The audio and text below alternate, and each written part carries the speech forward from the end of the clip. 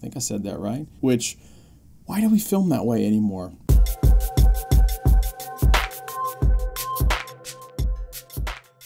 What's up everybody, this is Scott and welcome back to another video. Today's video is going to be a comparison between the DJI Osmo Mobile, which you all know that I absolutely love mine, and the Zhiyun Smooth Q. And yeah, I had to look that up to make sure that I said it right. Yep, sure did. So now to get to the true comparison, how does this compare from a performance perspective of the Smooth Q to the Osmo Mobile? From a stabilization perspective, both work really well. When I use the Osmo Mobile, it does tend to move a little bit faster than that of the Smooth Q. One of the things that I noticed is when I was walking in my backyard and I moved from left to right or to turn around, it felt like the Smooth Q was just a little bit less fast when it was moving from left to right or the turnaround. Whereas the Osmo Mobile felt like it was completely smooth, one nice smooth transition, and I didn't have to worry about it. But with the Smooth Q, it felt a little bit more deliberate, took a little bit longer, not very much longer, maybe a second or two to kind of catch itself back up when I turned around. Not too bad, definitely not a deal breaker, just didn't feel as smooth as the Osmo Mobile. From a physical perspective, I like the build of the Osmo Mobile a little bit more. It just feels like a more well-polished product, whereas the Smooth Q feels a little bit more clunky, a little more plastic, just not quite as solid overall from a look and a feel and even a holding perspective with that of the Osmo Mobile, but it still functions as a gimbal. One of the easiest things to do with the Osmo Mobile is also one of the Smooth Q's biggest challenges. Putting my phone in the Osmo Mobile is a dream. It's super easy to do, almost to the point where I could do it one-handed. But with the Smooth Q and that weird spring-loaded phone holder, which is not a good idea, that's more clunky. It takes two hands for sure. If I had a third hand, I'm sure that I could use that there as well. It's just overall a much better experience with the Osmo Mobile when I put my phone in. When I compare the battery life of the Smooth Q to the Osmo Mobile, far and away the Smooth Q crushes the Osmo Mobile. But for my use cases, I only want to use the gimbal for somewhere between 1 and 3 hours, so the Osmo Mobile more than meets my particular use case. However, if you need about 8 hours worth of a gimbal, the Smooth Q is going to give you more than enough battery life, whereas that's about 2 battery cycles for the Osmo Mobile. The controls on the Osmo Mobile are a lot better than that of the Smooth Q. When using the joystick on the Osmo Mobile, I can control the speed a lot more left and right, up and down than that of the Smooth Q.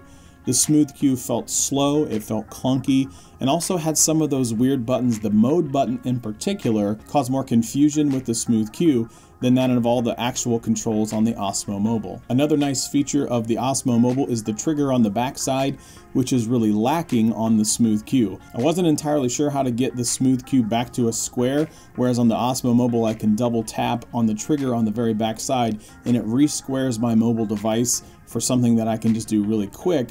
It's not as intuitive on the Smooth Q. The tripod mount on the Smooth Q blows away the tripod mount on the Osmo Mobile for sure. The Osmo Mobile has the weird side mount, which I still don't necessarily understand. I'm not a big fan of that myself. It would be really nice to have the tripod mount on the bottom, and you get that on the Smooth Q, so it's super nice to have that there. The price hands down leans all the way towards the Smooth Q. You can go out to Amazon right now and find one for $139.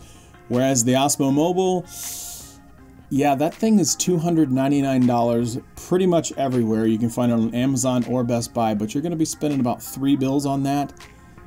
Yeah, it's not cheap. Definitely lends itself to the Smooth Q in terms of price. So the overall verdict, which one would I recommend? Well, actually both, but it really depends on your particular use case. I find that the Smooth Q is a great entry-level gimbal for those folks that might be balling on a budget, and that's okay. Maybe you have the need to have a 3-axis gimbal that you have to have somewhere around 8 hours of battery life. That's also okay. That lends itself to the Smooth Q. But to me, it just feels more professional, more polished, more finished in the Osmo Mobile, not the Smooth Q. There's just some things that I did not like about the Smooth Q. It didn't feel as snappy when I was moving things around. The trigger, the controls, the overall look, feel, and operation lends itself for me towards the Osmo Mobile versus the Smooth Q. However, if you're looking for just entry level, or you can score one of those things for around $100, the Smooth Q is definitely going to give you a much better experience than that of a crazy shaky camera. So long story short, I would go with the Osmo Mobile because it's a more polished, better feel. The app's a little bit better, even though I didn't use it. Everything about the Osmo Mobile just felt like a step higher than that of the Smooth Q. However, if you can get past some of those things that I mentioned in the video, you really can't go wrong with the Smooth Q either. So that's it. That's all I have in today's video with the Zhiyun Smooth Q versus the DJI Osmo Mobile. As always, you guys are the best. Thank you so much. Greg and I have had a blast with our live shows on Fridays, you guys watching our videos, liking, sharing, subscribing, commenting. We're making our live shows a little bit better. We're making these videos a little bit better. So hopefully you'll see the production value come up. We have big things in store for this channel, and thank you so much for being a part of it in the very beginning. As always, like, share, subscribe, leave a comment below, and we will see you all next time. Thanks.